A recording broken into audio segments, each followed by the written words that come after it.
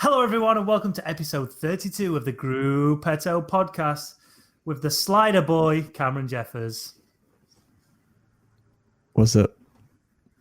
Wow. Jeff Branca. Yo.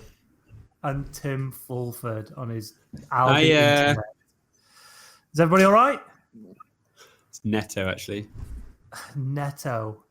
Remember, why? You know what, right, before we get into all this, why did everybody get bullied at school for going to Netto back in the 90s, where now you're seen as frugal and smart if you go and shop at Aldi? It was the same thing. I've not really got an answer for that.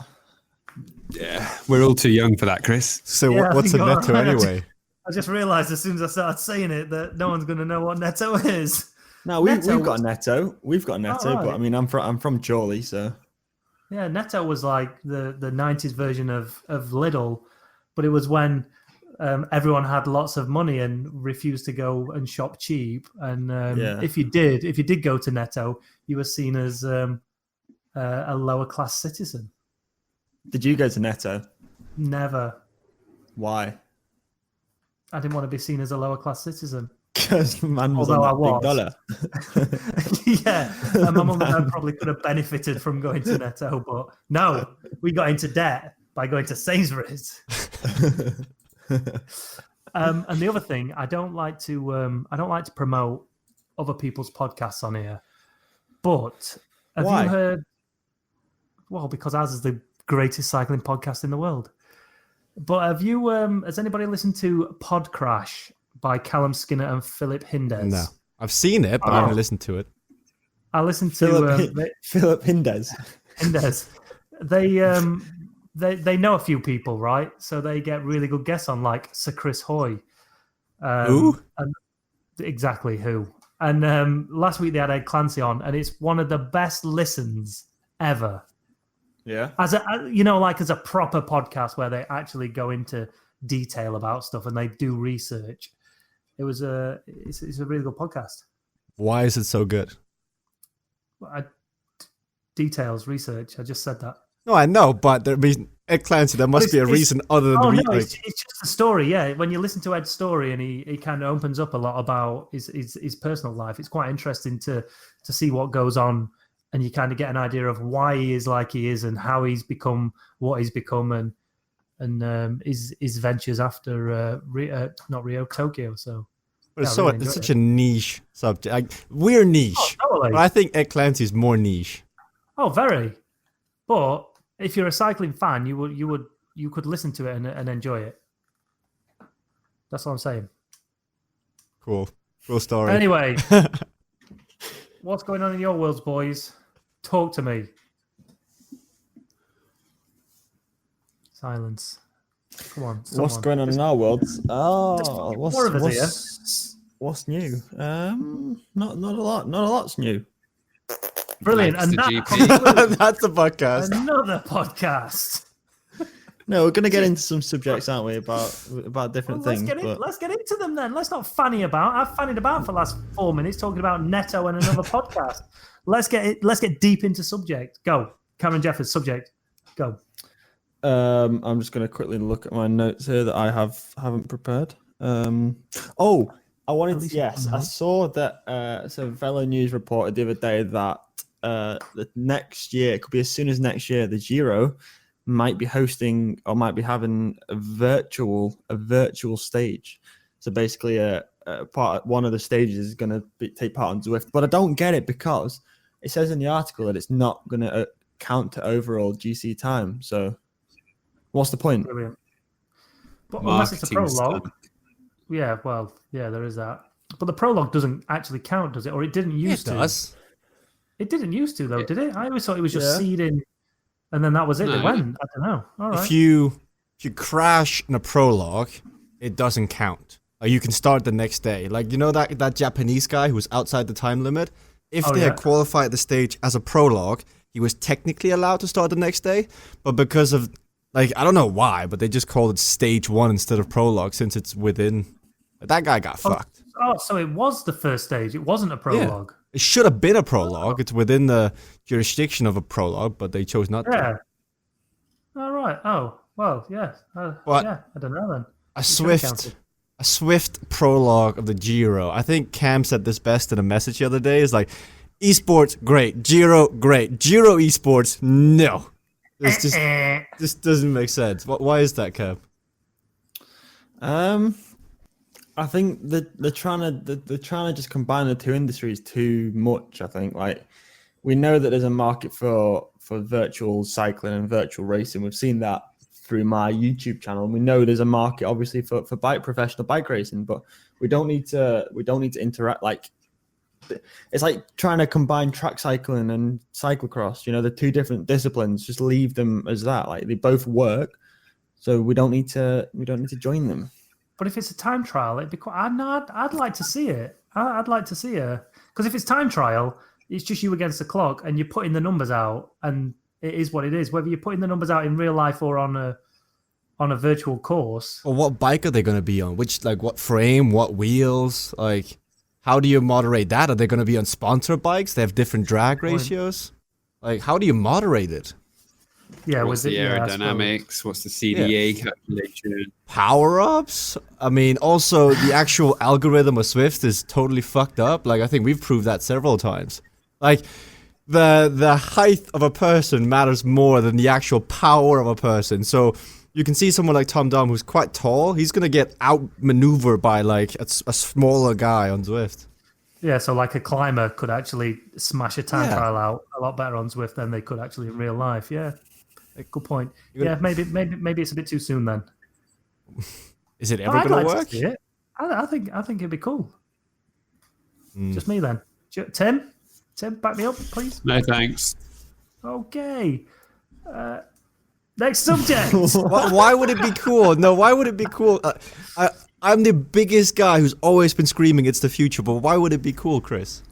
Just because it's different. It's just something different. Like they could set it up in an arena and all the riders are like round each other, facing each other, sweating in each other's faces. I don't know. It's like there's an infinite. I don't know. There's an infinite amount of ways they could do it though. Like with a stage, you are restricted to that route, that place, that time, that day. But with something online, they could create anything. They could literally do anything. But it's the most boring aspect of all of cycling, and they're technically making it more boring.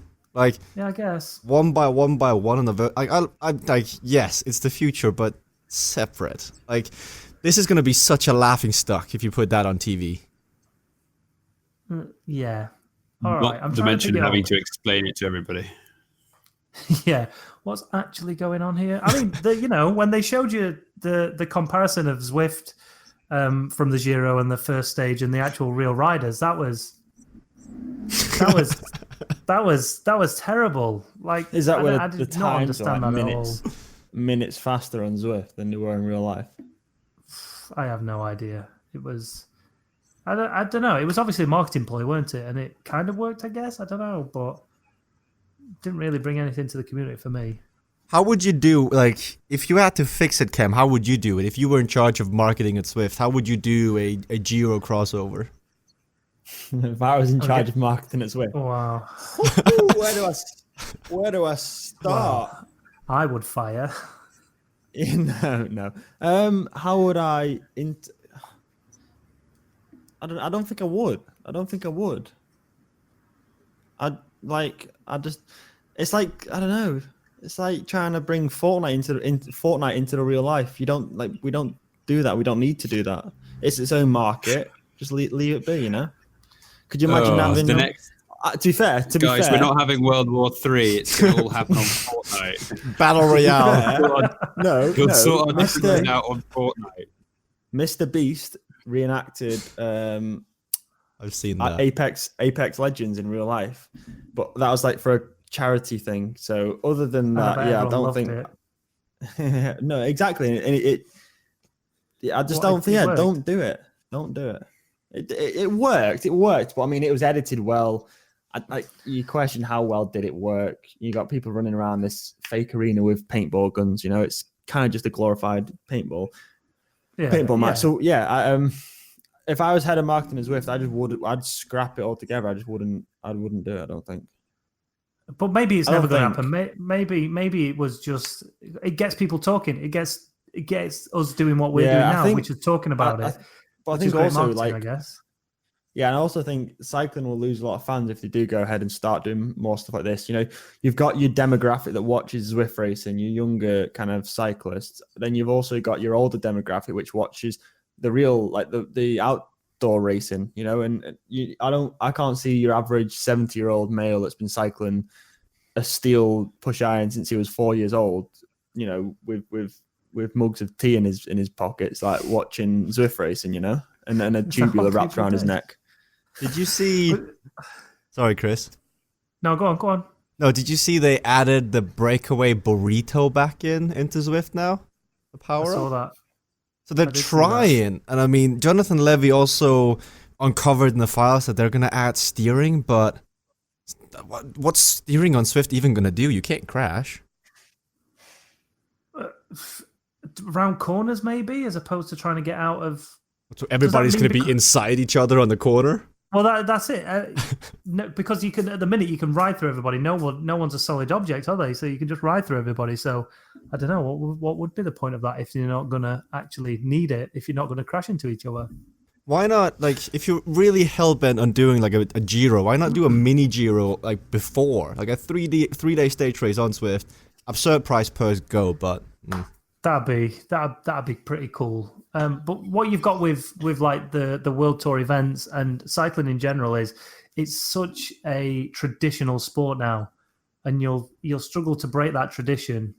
You know, like you can see what they're trying to do with it, but you're never going to break that tradition. You've got 95% of people who want to see that traditional standard race, guys suffering in the rain, riding as hard as they can, and then you've got that 5% who, actually that might be interesting. But it's not going to convert anybody across to Zwift putting in a World Tour, I don't think. I'd like to see it just for the fun of it, just to see what would happen. But by bringing it into the World Tour, I don't think it's going to convert people across to Zwift. You could just put an advert with Cam on right at the start of the show and just say, they used to do that. Zwift. Yeah, that's probably better marketed. Probably cheaper as well. I think it comes down to the fact that they're just barking up the wrong tree. What tree would you bark up? Well, they've just gone straight at the cycling industry to try and get cyclists to do an online thing, when surely the industry that they're trying to actually go for is the esports industry. So why don't they try and be unique and create like a virtual grand tour that is directed at esports rather than directed at cycling? But you're never going to get anyone. No one's going to enter that who's a gamer who sits in his chair gaming. No, how do you know? But that doesn't matter. But you base it on its own credibility, not trying to hang it on the credibility of something else that isn't actually very popular with regards to the industry in which you're trying to grow. Wait, I don't think I understand that. but basically, the only people that are going to ride it, if you do it like that, are cyclists, aren't they? Yeah, but they're going to be people who are cyclists who are influenced through the esports industry. Right, I see. Okay. Yeah. And therefore people that are actually interested, rather than, as Cam said, 65-year-old people that have been riding for 60 years on steel bikes. That are who are going to be pretty hard to convert across to a virtual world. So go and bark up the esports tree rather than the cycling tree and see how you get on. If you're going to get longevity out of it, you've got to create your own level of market from it, haven't you? Yeah, I guess so. Yeah, you're right. Yeah. Rather than just hanging it on someone else's coat hook. What tree are we talking? What cycling's tree? Are we talking oak? Bit of maple, maybe willow? I'd definitely say oak. Yeah. It's old, isn't it? Olive. Old and It's a bit like a olive tree.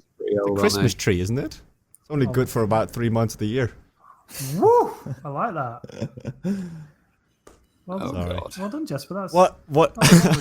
great comment. I love that. I think instead of going through the Who has Grand their Tours, Christmas tree up 3 months? you can. I know, Chris. I knew a woman. That's true. Whoa. Before we carry on, I knew a woman that I used to work with. I won't mention names. As she went up into her loft to put her Halloween stuff up, the Christmas stuff came down. October 31st, her Christmas decorations went up, and they stayed there until like January. I was watching a YouTuber, Life of Tom is called, and he still has his Christmas tree up from last year, and it's now June. Wait, Syndicate?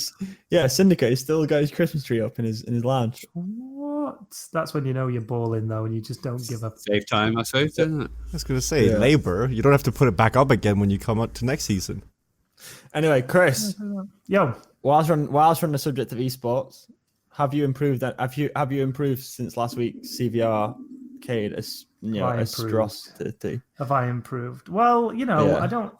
I mean, Jesper, do you want to try and explain what my issue was at the last week? Or well, everyone had the same issue you had. This is the thing. Give me that. Everyone had the same lag as you did. If you watch the official stream, you'll see it lag. So it wasn't the lag. It wasn't my issue. Wasn't the lag. Wow. It was. All right. I'll say it was my legs. It was my legs. Oh, there was a blip in Chris's curve, which had his 90 seconds. So CVRcade is equalized, meaning everyone can race with everyone, which is why Chris and Cam can have this banter. But Chris's 90-second curve in Cade was 936 watts, I think it was. Or 63 watts, something. So it's basically saying I'm as strong as an ox. Yes. But you're clearly not. Clearly not. So then, yeah, I groveled like an absolute. But that's been fixed, Chris. Yeah, explain what that means. So you just said that your 90-second curve is 900 watts. Just explain that. Why does that make it hard for him? When you go on Strava and you see your curve, or you go on Zwift, and the end of the ride it gives you like your power curve. Cade takes that and then models it to the equalization curve in the game, and it either brings you up if you're below it or down if you're above it. So for Chris to accelerate in the 90-second span, he would have to be in the region of 936 watts to really go above. And then you can quite imagine to accelerate and increase the speed. That's almost near impossible for Chris. Yeah, I mean, I know I'm good, but I'm not that good. So yeah, I just got shelled in every single race. It was quite funny. But that's been fixed with the introduction of real-time equalization. So like when Cam raced on last Thursday, that was his first proper race, and it was relatively easy for him. With real-time equalization, now after every race, you get more and more and more equalized. So it only takes 3 or 4 races, and there's no more coasting. Chris, do you want to talk about your stream from Thursday? Yeah, it was amazing. I loved it. I loved every minute of it. The problem was, right, so I Tim's here. Oh God, Tim's here. Guys, if he goes left, we go right. And if I go right, he goes left. And if it's left, then right. And if it's right, then we go left. Ah! That's pretty much it. That was it. So, but not only that, I had so you can have audio chat with you can set up your own audio chat within the game, and then you can invite your own team players. So I had Tim and Ben in mine, and myself, not you, Tim, the other Tim. And I was listening to what they were saying, and I was trying to chat with them. But I also had the VMix live feed coming in, and I couldn't work out how to get it. I couldn't work out how to not have that. So I'm listening to Jesper commentate on it, and I'm trying to talk to them and steer, and yeah, it just all gets a bit too much. And then I'm trying to look at the stream and what the comments are saying. And the amount of people that were brand new in my stream I'd never seen before, who'd just come to drop their 10 pence worth of opinion in, was great. Yeah, it was. Yeah. Hashtag engagement. That's it. It was great engagement, but I couldn't really focus on the stream like I would on a Zwift race. But for all those comments that people were like, "What is this? What is this rubbish? What is this? Oh, I can't even believe this." Zwift ain't got no competition. Like, you ain't got time to explain and say, listen, this is where we're at with this, and this is why we're doing it. I was just like trying to go flat out. And I was speaking to him. I'm like, how hard are you going, mate? How hard are you going? He went, about a 3 out of 10, something like that. I was like, brilliant. Cheers, mate. Thanks. It was horrible. The highlight. Oh, sorry. Go on. No, I'm probably going to say exactly the same as you. The highlight was that it said, like, you looked at the equalized heart rates. Timothy's like 150, Ben is at 150, Chris at 191, and I'm like, there's something wrong here. And I'm sat at the back of them. Yeah, I'm sat at the back of them. So my highlight had to be, I think it was the second to last race, going around the velodrome, and Cam seemed to be I was miles away from Cam. And then all of a sudden, I'd sat up, I was looking around, and then I looked at the screen and I saw Cam. I was like, oh my God, I can beat him. So I started accelerating as hard as I could, then realized that you can only go a certain speed around the corner, and crashed and got mightily pissed off. That was good. It was Tuesday was the best racing I'd ever done, like on any platform. It was the most fun I'd ever done. Thursday was the worst form of racing I had ever done on any platform. Especially on that, what's the cross? Is it Desert High Road? Yeah, Road High Desert. Road High Desert. Oh my God! Because we were just sat at the bike going nowhere, and it said like 2K to go, and then it got to about 500 meters to go, and someone realized, oh, that's the front of the race, not us. And then someone worked out and realized we still had another lap and a bit to go, and I was just broken. I was like, what the hell? And then we don't get any time between races. No. Because it was like 5 minutes from the winning time, basically, weren't it? And I rocked up like 30 seconds to go. I think I was interviewing you like, oh, how was that, Chris? I look like you suffered. Oh, we got 45 seconds to go. Quickly, hurry up. Let's go. Oh, it's fun though. I enjoyed it. I can't wait for it to actually be equalized so I can actually do something this time rather than just watch Cam ride off into the distance. Have you seen the races for tomorrow? Have you seen what's scheduled? Do you want to know what's scheduled? Yeah, come on, let's talk about it. Tim, do you want to do it since you were in charge of it, Tim? Oh, we're starting with Hazardous Velo, so it's the one with the red lines. We're starting with Monica's favourite track, and then we move into Monica's second favourite track. So Hazardous Velo is it's like Velodrome. You can only go certain speeds around the corners, but then every other lane is blocked off. So if you slide out just one lane, you will crash. Oh. So you have to stick. I'm not going to tell you the speed, but there's a speed to go the inside lane, a speed to go the third lane, a speed to go the fifth lane. Then it's the mountain bike. I know the speeds. It's then the mountain bike course, which is like 800 meters with the very sharp corner right at the end. Then we are doing Fantastic Alien, is it? Yeah. Yeah, so it's basically one long, well, it's not long, it's like a 1 mile climb and then one tricky little descent with 3 corners where let's be honest, Chris, you're going to crash. Brilliant, thank you. Yeah. And then it's Dust Bowl Crit, which has got some technical corners in it. Hairpin right at the end, so it'll be like a sprint out the final corner. And then it's the Roman one, which is pretty draggy. Yeah, pretty draggy. And again, a sharp corner right at the end, so it should be quite fun. Everyone's getting more and more equalised. Everyone's got their own jersey. You liking the pink one, Chris? Design that one specially for you. I love that. Although I missed the opportunity of the pink rider in the fantastical theme. I thought once I'd picked that jersey, I was across the board, but obviously not. So I need the pink bike for the fantastical theme, which I think I got at the end of the last week. So we'll be fine. We'll be fine.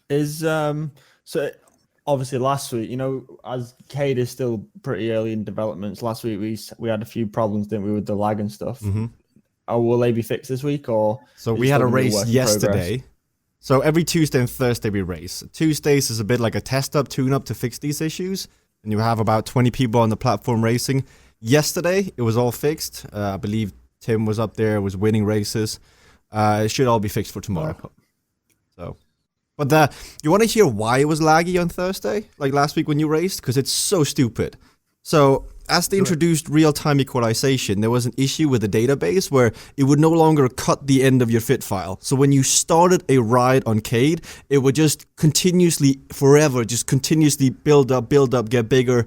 And you can imagine with people riding multiple times a day, they would have 5 active fit files that are just continuously growing and like just building up in size, and that clogged up the database. That's what made it lag, because there was 22 people racing Thursday, but I think the database might have seen it as like 100,000 by that point. So, because of the multiplication of it and the size of the files. yeah.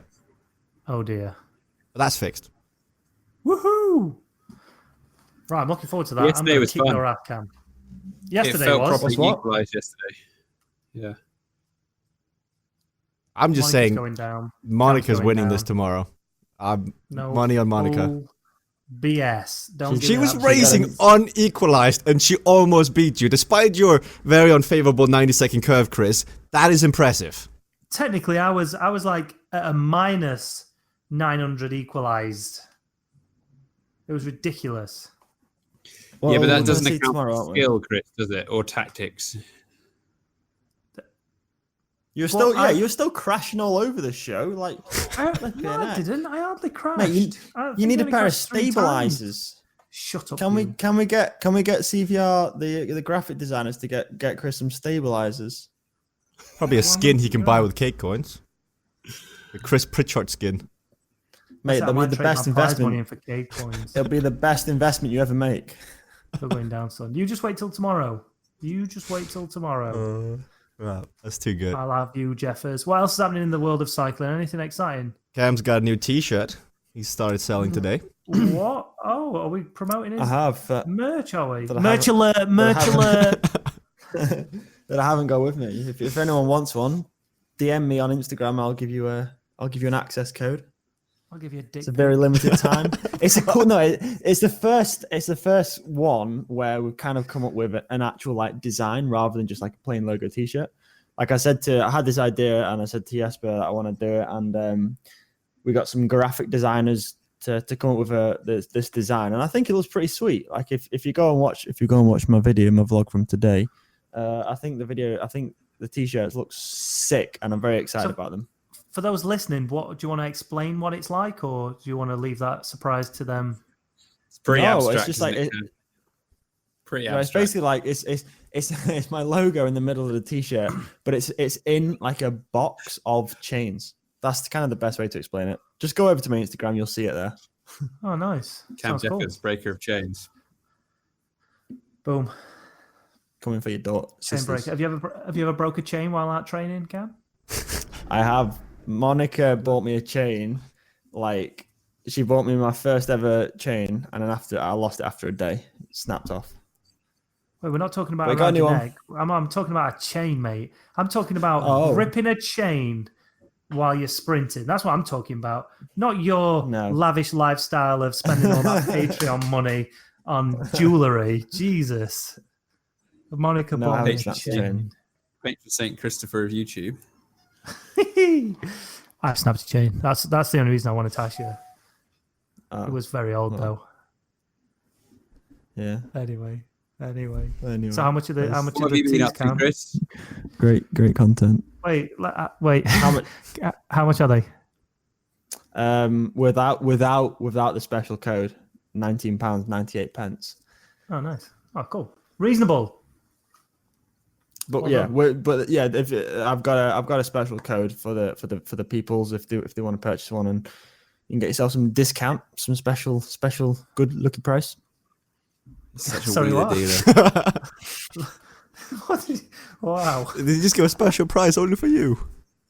So to answer your question, Tim, I made my track debut again last night. First time in 4 years. Back on the track. Give it up. Back on the boards. I can't. It's like heroin. You just can't get enough. What? Let's not endorse drugs on this podcast, please. No, I'm saying the track is like my like it's my drug. It's my fix. I can't get enough of it. Let's not pretend that people that take heroin don't just do it the once and then they're like, that was nice. I'm gonna go and drink some Tizer now. No. It's an addictive drug, and just like the velodrome is my addictive drug. Okay. So how did it go? How did it go last night? Well, I made my massive announcement yesterday on my channel. I don't know if you saw it, but I'm going to be racing British Masters. I've decided to go back and race British Masters. You're a master. And points race. Master. Are you that Master old? Disaster. Are you that old? Do you know what? Tim can almost race British Masters now. Then you'd lose. No, I'd be in a different category because I'm older. Different category. Oh. Yeah. Because he's more than 5 years older. On the track, though, I'm not too sure. I reckon I'd still have him. So I'd gone there expecting to raise points and scratch at the track league. However, when we rocked up, they were like, "Oh, it's a sprinters league. It's a sprinters event. We're doing sprint events. So we're going to do flying 200. We're going to do match sprints, and then we're going to do a Kieran." And I was kind of a bit annoyed. I was like, "Well, I don't want to do that. I didn't pay to do that." But there I go up on the track doing my flying 200. Bearing in mind it was a borrowed bike. Bearing in mind I'd never touched the track in 3 years. Finished second. What? Well, you know, how many entrants was there?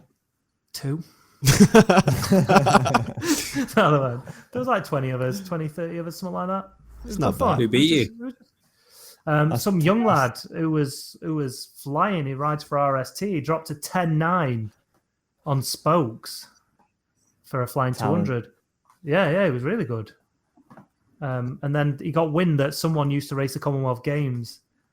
So he stood on the line talking to me. He's like, did you ride the Commonwealth? No, he didn't. He said, did you represent Scotland? I was like, yeah, a couple of times. He was like, oh, right, cool. Doing what? I said, cycling. He said, you do races? I said, yeah, Common Games a couple of times. He was like, oh my God, really? And then as soon as he did that, you could see him tapping away on his phone saying, I've just beat an old has-been. He's been to Commonwealth Games twice. Never heard of him. Does anybody know who he is? Chris Pritchard. Oh, he's that one that proposed to his wife, isn't he? That's the one who's famous for not even riding his bike after spending 4 years of his life training to ride a bike. But yeah, it was good fun. So yeah, I'm back, baby. The best thing is Alex was there last night as well, Spratty, and he said Sprat was there. Yeah, he said, Jasper, next time you're doing a podcast, you should ask Chris why he lost to a non-Commonwealth sprinter. Also, Spratty said, if you don't win a jersey, you should be demoted. Yeah, he was saying so. He, I sent him a message on Instagram. So one of our friends of the show, friends of the channel, awesome sprinter, came from nowhere and can kick my ass without even getting out of bed. He was driving back from London, and he lives in Preston, your neck of the woods, Camerano. And he said, "What are you up to?" He said, "I'm just driving past your house." I was like, "Oh, I'm down at Derby Velodrome." He said, "I'm coming past. I'm coming in." And then he came in. So he went like 20 miles out of his way just to come in and see me and just to see what we were up to. So I was quite humbled by that, and it was nice to see him. And then I went and got my ass kicked right in front of him. Worth it. It was definitely worth it.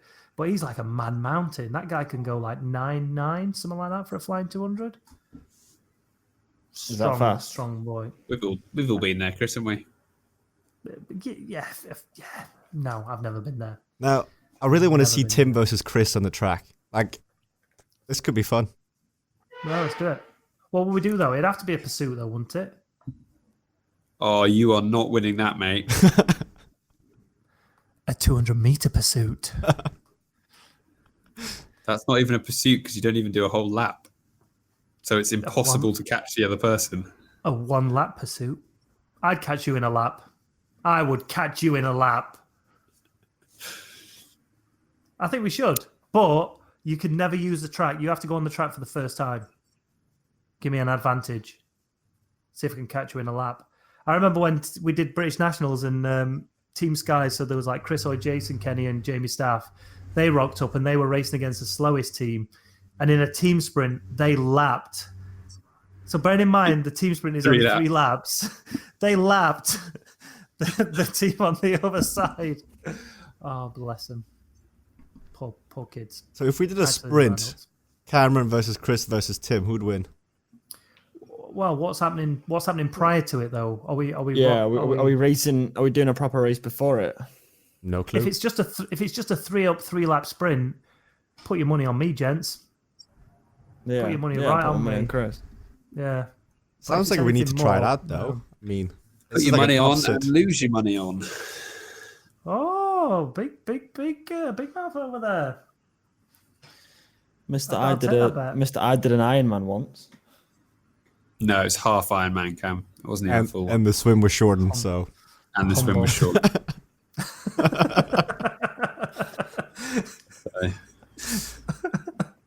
Is that why you never got the tattoo?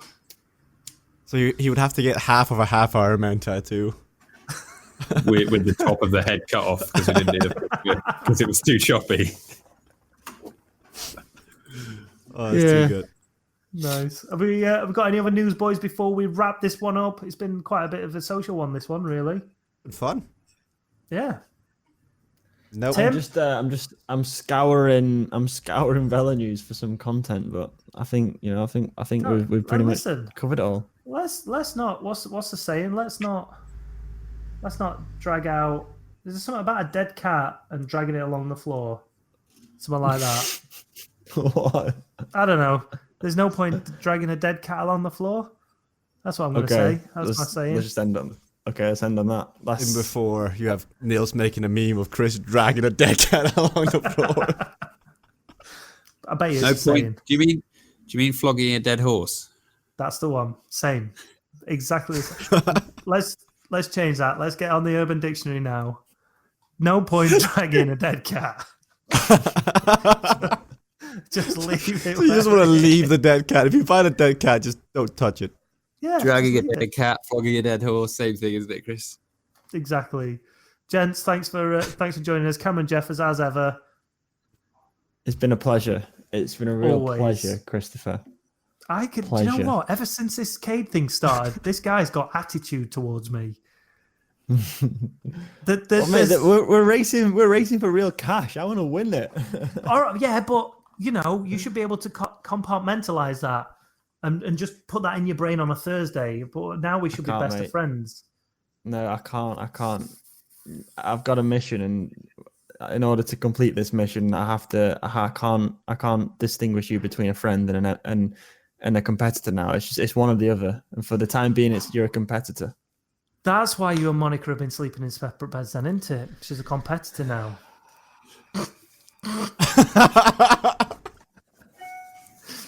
Whoosh. Do not touch that. Got Do not touch it. Yeah, just got you done. are my enemy. Take it out of your mouth. Right, boys. Jess Ranker. Best of luck tomorrow, boys. Cheers, boys. Timmy. Bye-bye.